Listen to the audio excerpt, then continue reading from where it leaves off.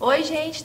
Sejam bem-vindos à nossa aula 1 de Direito Administrativo Princípios. O meu nome é Josélia, eu vou trabalhar com vocês o programa de Direito Administrativo para a primeira fase da OAB, ok? Vocês vão gabaritar Direito Administrativo e Direito Administrativo vai ficar muito simples. Aula 1, Princípios. Primeira coisa, qual o conceito de princípio, gente? A palavra princípio vem do latim e significa início, base, ok? Início, base.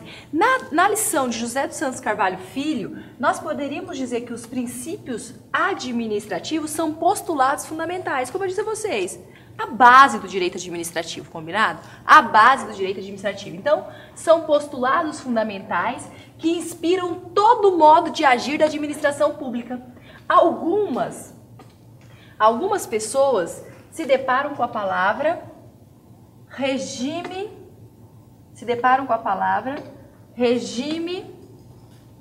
jurídico administrativo. Galera, regime jurídico administrativo nada mais é do que o conjunto de princípios que nós acabamos de ver que são os nortes, a base norteadora do direito administrativo, ok? Princípios mais normas jurídicas que norteiam, que são a base do direito administrativo, que regulam por um todo a administração pública, ok? Bom, então, representam os pilares pré-normativos, norteando a conduta do Estado, quando no exercício de atividades administrativas. Pilares, bases, formam um regime jurídico administrativo. Logo, estes princípios vinculam o administrador. Toda a conduta do administrador tem que estar pautada nos princípios, ok? Regime jurídico e teoria da ponderação. Regime jurídico administrativo, conjunto harmônico, você já sabe, nós já conceituamos. Conjunto harmônico de princípios e regras. Princípios e regras que guardam entre si uma correlação lógica, tá? E norteiam a administração ou o Estado quando está exercendo atividade administrativa, ok?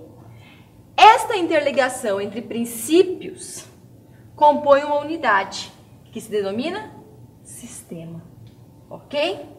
Regime jurídico administrativo, conjunto de leis, às vezes um pouco difícil do aluno, do acadêmico de direito visualizar. Por que, doutores, um pouco difícil de visualizar? Porque aqui no direito administrativo nós não temos um código único, como acontece no direito civil, como acontece no direito penal. Aqui nós temos o que? Leis esparsas, ok? Temos um pouquinho na Constituição Federal, Lei 8666, Lei 8987, todas essas regras, mais os princípios, formando o que nós chamamos de regime jurídico administrativo. Se alguém te perguntar o conceito de regime jurídico administrativo, de agora para frente você irá dizer que é o quê? Conjunto harmônico entre princípios e regras que norteiam o direito administrativo. Show, combinado. E o que é essa teoria da ponderação? Gente, nos princípios, eu não tenho como, nas normas, eu não tenho uma ordem de preferência. Eu não tenho hierarquia, não há hierarquia entre princípios. Combinado? Não, professora, não. Eu não tenho um princípio mais importante que o outro. Eu tenho, no caso concreto, a possibilidade de ter um princípio 1 versus princípio 2, para que eu possa decidir, eu, operador do direito, eu, administrador público, possa decidir, no caso concreto, qual princípio eu vou aplicar, eu vou ter que usar uma teoria chamada teoria da ponderação. Ok? Teoria da ponderação. A teoria da ponderação de interesses tem a seguinte ideia: ora prevalece um princípio, ora prevalece outro princípio, ok? De acordo com o caso concreto. Nós vamos estudar que a administração pode anular, com base no princípio da autotutela, ou deve anular, melhor dizendo, seus próprios atos eivados de vício. Princípio aí da legalidade.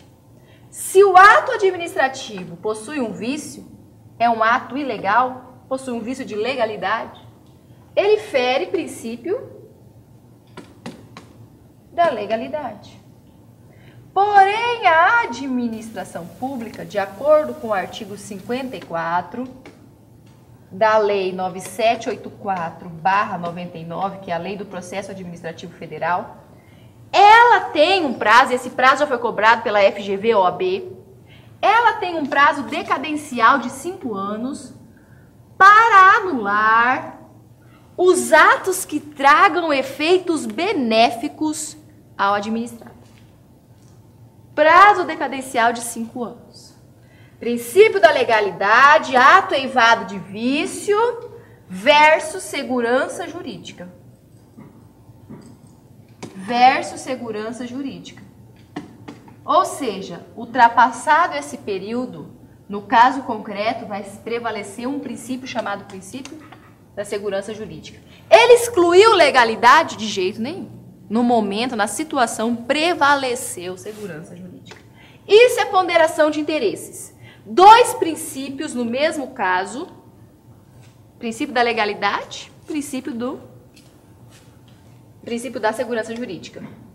Um princípio prevalecendo, ok? Em nome da boa-fé, estabilização do ato, mantém-se o ato. Um princípio não exclui o outro de maneira alguma, ok?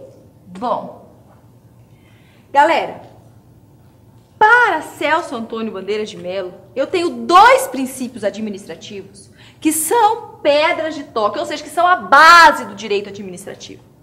Quais são estes princípios? Supremacia do interesse público e indisponibilidade do interesse público. Para isso, eu preciso que você saiba o conceito de interesse público. Se o interesse público é supremo, se é supremacia do interesse público e o interesse público é indisponível, o administrador não pode dispor do interesse público, Josélia, o que é interesse público? Me fala o que é, me fala o conceito, para que eu entenda estes 2 princípios. Olha só, interesse público representa o somatório dos interesses individuais dos seres considerados como membros da sociedade, representando assim a vontade da maioria. Só que eu digo a vocês que a doutrina divide interesse público em 2. Em interesse público primário, interesse público primário e interesse público secundário. Interesse público primário e interesse público secundário. Interesse público primário, nas palavras do doutrinador Renato Alessi, que escreve lá na parte de difusos e coletivos, lá, tutela, interesse público primário é a maneira com que a sociedade, com que as pessoas enxergam o direito público. As pessoas querem o quê? Saúde. Importa se os médicos são de Cuba para as pessoas? Importa se os médicos são da Bolívia? Não. Eu quero saúde. A administração me dê saúde. O interesse público primário é a vontade do povo. É a maneira com que a sociedade enxerga. É o que a sociedade quer. Pensem nos direitos sociais aí, do artigo 6º da Constituição. Saúde, educação é a forma que nós queremos, não importa como. Ah, vai trazer médico de Cuba, isso não é bom, isso não é legal, os médicos todos preocupados. Mas e a população e a massa? A massa quer saúde. Maneira com que a sociedade enxerga, maneira com que a sociedade vê o interesse público, vontade do povo, interesse público primário. E o interesse público secundário, José? Então, ó, vamos colocar aqui exemplo de interesse público primário. Saúde, educação, né? A segurança lá do artigo 6º, que é a segurança pública, do 144, não é a segurança do artigo 5º, que é a segurança individual, tá? Agora, no interesse público secundário, vontade do Estado enquanto pessoa jurídica. A maneira com que o Estado enxerga, a maneira com que o Estado traz o interesse público primário à tona, isso é interesse público secundário. A maneira com que o Estado traz o interesse público à tona, isto é interesse público secundário. Isto é interesse público secundário. Ok? A viatura de polícia, queremos segurança. A viatura de polícia, interesse público secundário. Por quê? Maneira com que o Estado trouxe o interesse público primário. É a vontade do Estado, é a concretização do interesse público primário. Ok? Como o Estado traz, como o Estado enxerga, se vier na sua prova, como que o administrador público enxerga o interesse público, é o interesse público secundário. Ok? No interesse público primário é segurança pública. A delegacia de polícia, o aluguel do prédio da delegacia, a conta de luz da delegacia, o quê? Interesse público secundário. Galera, muito cuidado. Coincidência entre interesse público primário, vontade do povo, e interesse público secundário é o ideal. Porém, nem sempre isso ocorre. Uma prova CESP-UNB de defensor público colocou. O interesse público primário necessariamente e sempre irá, com uma prova de defensor público, não lembro o estado, irá coincidir com o interesse público secundário. Falso, porque a coincidência seria o ideal. A coincidência entre os dois, ideal. Porém, nem sempre acontece. Ok? Então, coincidência ideal, se não existir convergência de interesses, o que deve prevalecer é o primário, para você ver como que nem sempre eles coincidem. Combinado? Vamos falar agora então, meus lindões, de princípios em espécie. Ok? Princípios em espécie. Primeiro princípio, supremacia do interesse público. Acabamos de aprender o que é interesse público. Vimos que os dois, supremacia e indisponibilidade, são os pedras de toque para o Celso Antônio. Supremacia do interesse público, galera. Significa sobreposição. Significa que o interesse público está acima do interesse individual. Está acima do interesse do particular. Supremacia do interesse público, ok? Sobreposição do interesse público face aos interesses particulares. Sempre o interesse público vai estar acima. Sempre. Supremo. Ok? Aqui do nosso direito administrativo. Ok? Representa um pressuposto lógico para o convívio social. Gente, com base na supremacia do interesse público, eu tenho alguns institutos que surgem. Eu sempre brinco, nós vamos ter aula de poderes aqui, eu brinco assim, imagine se a administração pública tivesse os mesmos poderes que o particular tem. Não conseguiria cumprir os pressupostos, cumprir sua função. E é a mesma ideia aqui. Imagine se o interesse particular prevalecer sobre o interesse público, que causa não viraria. E com base na supremacia do interesse público, eu tenho alguns institutos no direito administrativo que surgem. Exemplo, cláusulas exorbitantes lá nos contratos que nós vamos estudar. A característica dos contratos administrativos é ter cláusulas exorbitantes, prerrogativas da administração, que colocam a administração acima, a administração em uma posição de superioridade e vantagem ao particular, fiscalizando, alterando unilateralmente. Ok? Nós vamos estudar isso nos contratos. E isso decorre do quê? Supremacia do interesse público. Ok? Poder de polícia. Poder de polícia. Surge com base em quê? Supremacia do interesse público. Para garantir um bom convívio social. Atributos do ato administrativo. Atributos do ato administrativo. Presunção de veracidade, imperatividade, autoexecutoriedade. Por quê? Supremacia do interesse público, ok? Indisponibilidade do interesse público. Pensem que o interesse público é indisponível. O administrador não pode dispor, não pode fazer o que ele quiser do interesse público. Ele é obrigado a fazer o quê? O que é vontade coletiva, o que é vontade da maioria, o que é vontade pública, tá? O administrador não pode dispor. Ele exerce função pública. Exerce em nome do interesse da coletividade, em nome do interesse do povo. Combinado? Ok? O administrador de hoje não pode criar entraves para a futura administração, ok? Tá previsto isso na Lei de Responsabilidade Fiscal, tá? Por quê? Porque ele age com base no interesse público, ok? Ele não pode aí limpar os caixas e deixar a próxima administração sem recursos. Não pode criar entrave. Base em quê? Indisponibilidade do interesse público. Galera, fraude em concurso público viola vários princípios, entre eles, indisponibilidade. Ué, fraude em concurso está dispondo do jeito que ele quer da coisa pública. Se a reza é pública, vivemos numa república, numa coisa pública, precisa de concurso para escolher quem ocupa os cargos. Violou concurso, fraudou concurso, feriu, entre outros, indisponibilidade do interesse público. Fraude à licitação viola indisponibilidade do interesse público, ok? Queridos, eu tenho princípios expressos, princípios mínimos do direito administrativo. Eles estão no caput do artigo 37 da Constituição. Abre seu vadimeco, abre sua Constituição aí. Ó, princípio da legalidade, impessoalidade, moralidade, publicidade, eficiência, o famoso LIMP. O famoso LIMP. O caçulinha eficiência, entrou com a emenda constitucional 19 de 98.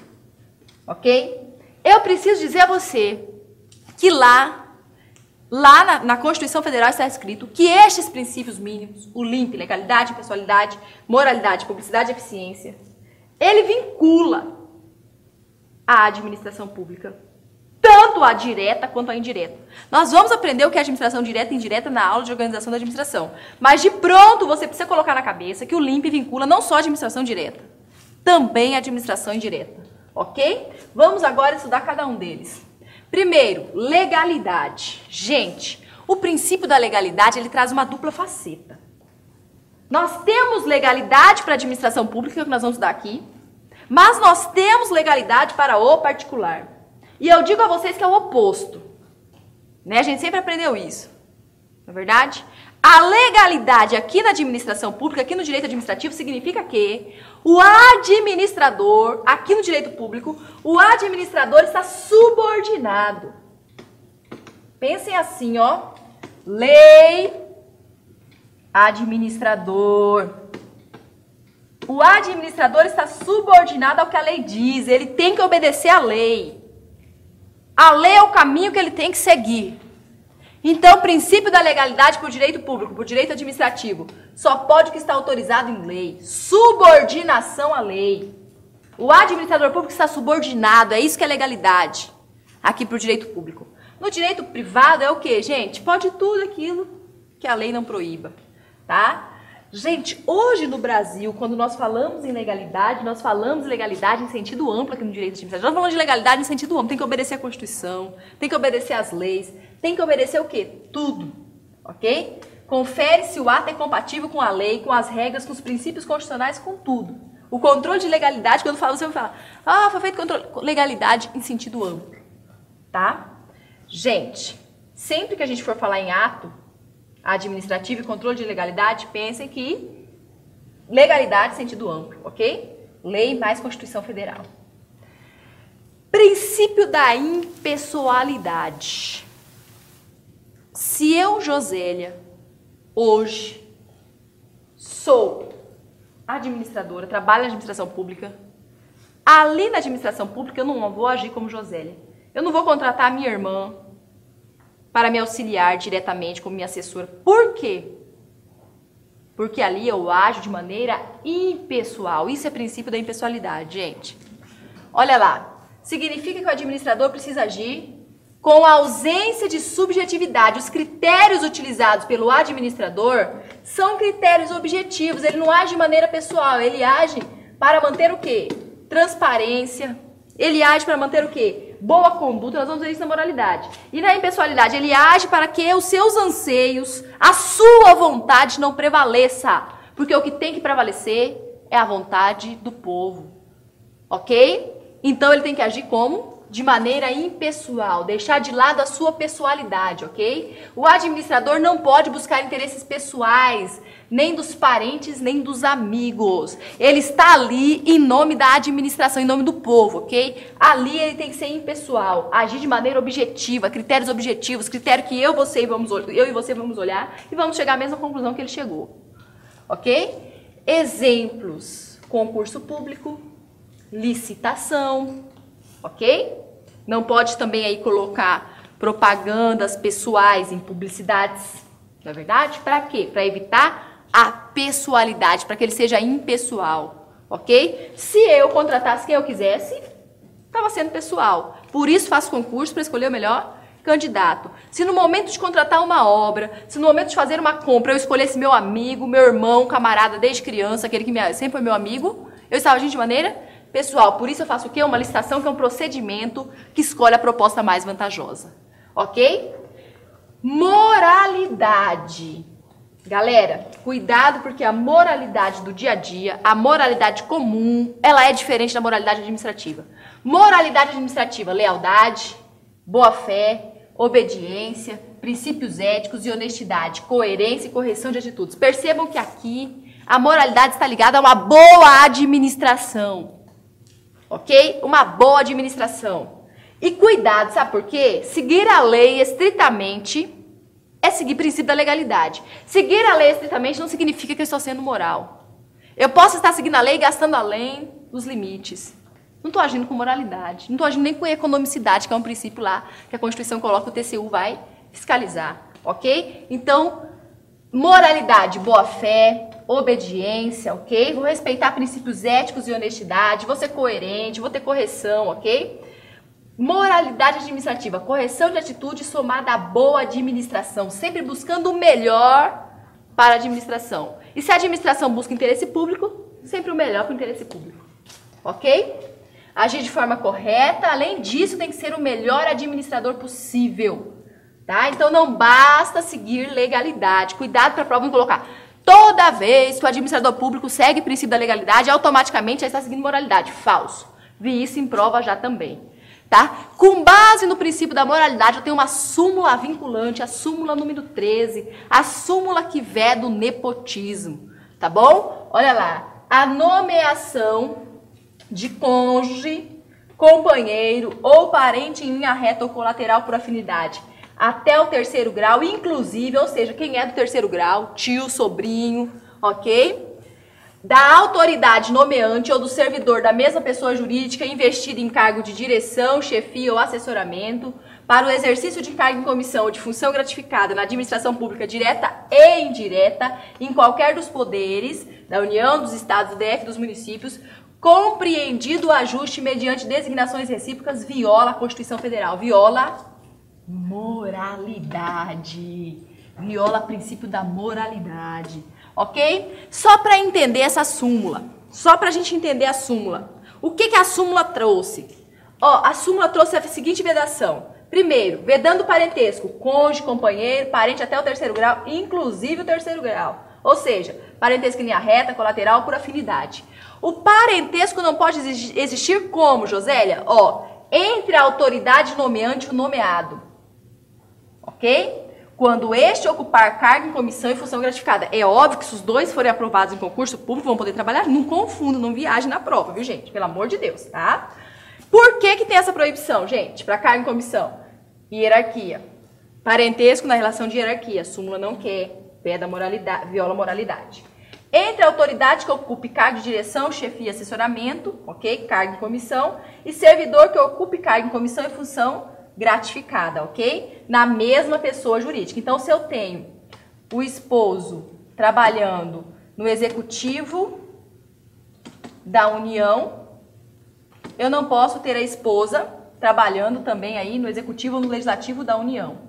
Combinado? Não posso, tá? Não posso, tá? Cargo em comissão, se os dois, se um passar no concurso aí do Executivo Federal, um concurso do IBAMA, um concurso do Executivo Federal e o outro da Polícia Federal, e o outro passar num concurso, tranquilo, o problema é o quê? Cargo em comissão, não pode, tá? E não pode nepotismo cruzado, designações recíprocas, trocar os parentinhos.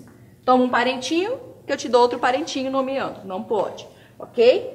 Gente, cuidado que os agentes políticos estão fora da proibição. Agentes políticos podem nomear parentes, ok? De acordo com o Supremo Tribunal Federal. Bom, passamos aí. Próximo princípio, publicidade. Publicidade. Divulgação. A regra no processo, a regra na administração pública, nos atos administrativos, A regra aqui, meu amigo, é publicidade. O sigilo é exceção. Para isso, eu tenho até uma lei que vem para regulamentar aí o artigo 5º, inciso 33, que é a Lei de Acesso à Informação, ok? A Lei de Acesso à Informação chegou em 2011, 12.527 de 2011, e veio para regular o acesso à informação, dizendo que a publicidade é regra e o sigilo é exceção, ok? Então, divulgação pública, conhecimento e ciência, conhecimento ao titular do interesse, que é o povo, combinado? Galera, é lógico que tem exceção. A regra, acabei de falar que a regra é publicidade. E quais são as exceções? Primeiro, inviolabilidade à intimidade, vida privada, honra e imagem das pessoas. Se eu tenho uma informação que vai violar vida íntima, privada, pense aí num processo administrativo envolvendo um servidor, um processo administrativo disciplinar, envolvendo informações que poderiam aí ferir a honra, a intimidade, a vida privada de um administrado, ok? De um servidor, esquece, não teremos o quê? Publicidade, ok? Então, veda-se a publicação caso comprometa a intimidade, a vida privada, a honra, a imagem das pessoas. Segunda exceção, para proteger a segurança da sociedade do Estado, não publico, vai trazer um caos, não publico, ok? Eu tenho atos processuais que correm em sigilo na forma da lei ainda, ok? Caso de processo de família, ok? Bom, gente, essa ideia de atos processuais em sigilo, tanto para os processos judiciais quanto para os atos administrativos, tá ok? Processo ético disciplinar, na maioria dos conselhos, que os conselhos são autarquias. Por que estamos falando de conselho aqui na aula administrativa? O professor só ficou maluca? Por que eu estava falando de conselho de classe aqui? Conselhos são autarquias, com exceção da OAB. Nós vamos aprender isso, tá? Então, ó, o processo ético disciplinar, na maioria dos conselhos, é o quê? Sigiloso, comprovado o erro médico, por exemplo, todos tomarão conhecimento, tá? Então, exceção ao princípio da publicidade. A princípio, o processo é sigiloso, ok? Último princípio expresso, eficiência. O caçula, o novinho, que veio com a emenda 19 de 98, tá? Ele já existia, porém não expresso na Constituição. Se perguntar para você qual o último princípio inserido na Constituição Federal é esse. Uma prova de delegado de polícia perguntou isso. Tá? Então, o princípio da eficiência já existia na Constituição, desde sua origem, mas implícito. Ganhou roupagem de princípio expresso com a emenda 19 de 98, ok? Ele já constava na Lei 8987, que a gente estuda aqui, que é a Lei do Serviço Público. Lei do Serviço Público, ok? Bom, representam o princípio da eficiência, agilidade, produtividade. Galera, cuidado que às vezes a ideia é o quê? Não ser tão rápido, mas economizar. Então, vai ter que ter uma ponderação aí, no caso concreto, para a gente ver como está sendo usado o princípio da eficiência. Ausência de desperdícios, ok? Isso é princípio da eficiência. Princípio da eficiência, ok? Vem com a emenda 19 de 98, buscando da administração pública uma eficiência, tá? Uma agilidade, uma produtividade, uma economia e uma ausência de desperdício. Iniciamos o primeiro princípio implícito, isonomia. Igualdade, ok? Tratar os iguais de forma igual e os desiguais de forma desigual na medida das suas desigualdades. Cuidado, o assunto da voga, quando fala em isonomia no administrativo, são os tais dos editais de concurso. Vamos ver, vamos visualizar quando há violação à isonomia, ok? Olha só, primeira coisa, você vai verificar o fator da discriminação. Segundo, verificar se está compatível com o objetivo da norma. Ok? Pensem comigo, ó. Uma lei de carreira, tá? Uma lei de carreira de salva-vidas que diz que não poderá ser permitido acesso a pessoas que sejam portadoras de deficiência, exemplo, um cadeirante. Não viola isonomia. Por quê? Primeiro, por que está discriminando? Porque o exercício da função exige. Está compatível com o objeto da norma. Ok? Três exigências para que um requisito seja exigido em concurso público. Primeiro, gente, o edital não pode trazer inovação. coisa que o administrador está inventando na cabeça dele. A lei da carreira tem que prever. Então, se a lei da carreira não prevê o requisito, o edital não pode vir inovando e colocando lá um requisito novo. Não pode. Tá? Então, primeiro requisito. Precisa estar previsto na lei da carreira. Ah, você quer exigir altura? Limite de idade? O legislativo aprovou uma lei, colocou que isso era requisito da carreira? Ah, legal. Então pode. Agora, você, administrador, inventar na sua cabeça que você não quer que entre pessoas que tenham menos de 1,65 m? Ou pessoas que tenham mais de 30 anos? Não, não pode. A lei da carreira tem que prever. Segundo, tem que o quê? O requisito deve ser compatível com as atribuições do cargo. E terceiro, deve estar previsto no edital do concurso. É aquilo que eu disse para vocês. Concurso de salva-vida, concurso para o cargo de salva-vidas, evitando que alguém que tenha alguma deficiência, que não poderá exercer a função no momento que precisar, não poderá exercer aí a função de salva-vidas, aí tudo bem, ok? Súmula 686 do STF. Exame psicotécnico. Candidato a cargo público só por lei se pode sujeitar a exame psicotécnico, ok? Gente, o que o STF falou aqui, ó? Só por lei se pode sujeitar a exame psicotécnico a habilitação de candidato a cargo público. Galera, não posso exigir que você, candidato, faça um psicotécnico, um exame psicológico aí, né? O famoso psicodoido do concurso, se a carreira não pediu. Então, a lei da carreira tem que pedir, ok? Gente, por fim, mais um princípio aí, mais um princípio implícito. Razoabilidade e proporcionalidade. O administrador deve atender à lógica, agir de maneira coerente, tem que agir de forma congruente, ok? Para a doutrina, proporcionalidade está dentro de razoabilidade. É uma consequência da razoabilidade, ok? Proporcionalidade é equilíbrio entre os benefícios e prejuízos obtidos. Tá? Equilíbrio entre atos e as medidas como as consequências a ele, ok? Gente, os atos e as medidas devem ser proporcionais. Pensem comigo num caso concreto. Num processo administrativo disciplinar. O administrador público, ele tem que agir de maneira coerente. E como? Usando proporcionalidade e razoabilidade. Pensem assim, uma infração leve, o administrador olha para a ficha do servidor, tudo tranquilo, nunca cometeu uma outra infração, ok? Infração leve, sanção de advertência, tá? Tudo tranquilo, tá? Agora, uma infração grave, causou uma grande repercussão social, a ficha desse servidor já não é tão boa, uma sanção grave, pena demissão. Combinado? Então, razoabilidade e proporcionalidade são princípios implícitos na Constituição, mas a Lei do Processo Administrativo, a 9784, os traz expressamente. Fica a dica, gente, na 9784, lá no artigo 1º, tem vários princípios. Um que não está, no artigo 2º, um que não está lá expresso é o princípio da publicidade, ok? Ele não está expresso, tá? Bom, vamos lá.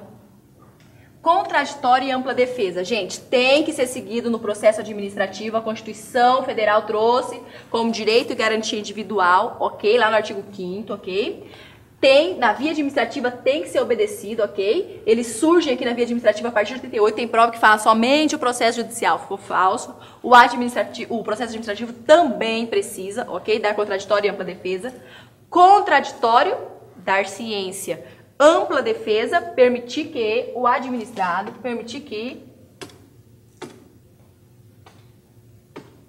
o sujeito, na ampla defesa, nós precisamos saber que a ampla defesa se subdivide, permite que o sujeito tenha o quê? Defesa pessoal e defesa técnica. Tá? Defesa pessoal, ele mesmo fazendo a defesa. Defesa técnica, feita por um advogado. Galera, anotem bem grande, já é matéria simulada. O processo administrativo disciplinar, no processo administrativo disciplinar, a presença de advogado é facultativa. No processo administrativo disciplinar, somente terá presença de advogado se o sujeito quiser. Se ele não quiser levar, não é obrigado. Não é obrigatória a presença de advogado, ok? Nós tivemos 2 momentos. O STJ No momento, disse que era obrigatória, posteriormente o STF pacificou o entendimento, não é obrigatória a presença de advogado no processo administrativo disciplinar. Josélia, no outro processo administrativo, isso a própria lei 9784 fala que é facultativo, ok? A própria 9784 fala que é facultativo. Bom, gente, exigências para o exercício da ampla defesa. Defesa de forma prévia, antes do julgamento, ok? Penas e procedimentos pré-estabelecidos. O interessado deve ter direito à produção de provas, ok? Produzir provas, interferir no convencimento dos julgados, tá? Direito de produzir provas, não só produzir a prova, mas também levá-la a conhecimento para que ela seja avaliada. E a defesa técnica é o que a gente falou, ó. Presença do advogado, ok? Primeiro tinha uma súmula do STJ dizendo que era obrigatória, mas o STF fez uma súmula vinculante, que é a número 5, que diz o quê? Que a presença é facultativa. E a lei 9784 traz expressamente que é facultativa, ok? Presunção de legitimidade. Gente, o ato administrativo goza de presunção de legitimidade. Então, esse seria um princípio aí da administração pública.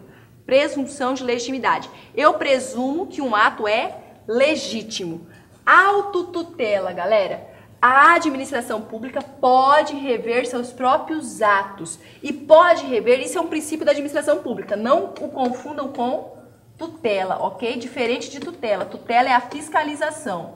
O princípio da tutela é fiscalização, da administração direta para com a administração indireta, ok? Do ente que criou a administração indireta. Agora, autotutela é o quê? Gente, a administração revendo seus próprios atos. E ela pode rever de que maneira? Através de revogação, oportunidade e conveniência, ok? Apenas para atos discricionários. E ilegalidade, através de anulação. Isso é autotutela, rever seus próprios atos, ok? Vamos lá ao nosso último princípio, o princípio da especialidade. Gente, esse princípio, ele existia apenas na administração indireta, ok? Apenas na administração indireta. Quando surge uma nova pessoa jurídica, ela já traz o quê? A sua especialidade, o que ela vai buscar, tá? Hoje, o entendimento doutrinário é que toda administração pública precisa buscar, precisa estar vinculada, precisa obedecer esse princípio da especialidade. O administrador não poderá mudar o que a lei determinou, ok? Bom, vamos ao nosso exercício da Fundação Getúlio Vargas. Assinale a errada, a incorreta, gente. O princípio da supremacia do interesse público prevalece como regra sobre os direitos individuais. E isso porque leva em consideração os interesses da coletividade. Foi o que nós falamos aqui. Supremacia do interesse público significa o quê? O interesse da coletividade no ápice, acima dos interesses particulares. Então essa é correta, não é a nossa resposta que era incorreta, ok? O tratamento isonômico, igualdade, por parte de administradores públicos a que fazem jus os indivíduos decorre basicamente da impessoalidade e da moralidade. Gente, se nós formos ver por que o administrador tem que agir com igualdade? Para, entre outros, ok? Por isso decorre basicamente para não ferir impessoalidade e moralidade. Impessoalidade, não agir de maneira pessoal, e moralidade, ter uma boa administração, tá? O princípio da razoabilidade visa impedir que administradores públicos se conduzam com abuso de poder. Gente, se ele está agindo, lembra lá do exemplo da pena, sanção leve para pena leve e sanção grave para pena grave, estão lembrados? Para infração grave, né? Se eu tenho administrador agindo com ponderação, administrador agindo como? De maneira equilibrada. Se ele sai do equilíbrio, o que eu tenho? Abuso de poder, ok? Abuso de poder na modalidade excesso de poder, né? Dependendo aí se for o caso de aplicar sanção. Então, a razoabilidade impede sim que o administrador cometa abuso e, sobretudo, principalmente nas atividades discricionárias, onde há juízo de valor, onde há conveniência e oportunidade, tá?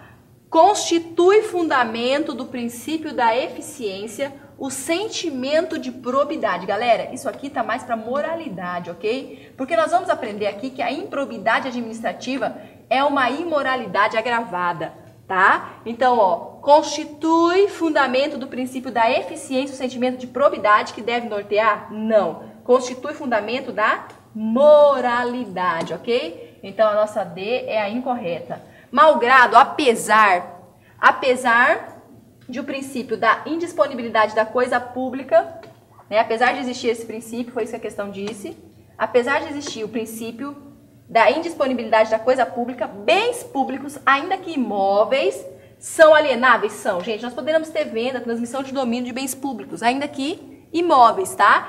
Desde que observadas certas condições legais. Perfeito. E essas condições legais estão no artigo 17 da Lei 8666/93, que é uma lei que a gente estuda aqui no curso, Lei de Licitações, tá? Gente, com isso finalizamos a nossa aula de hoje. Um grande abraço, bons estudos, até a próxima.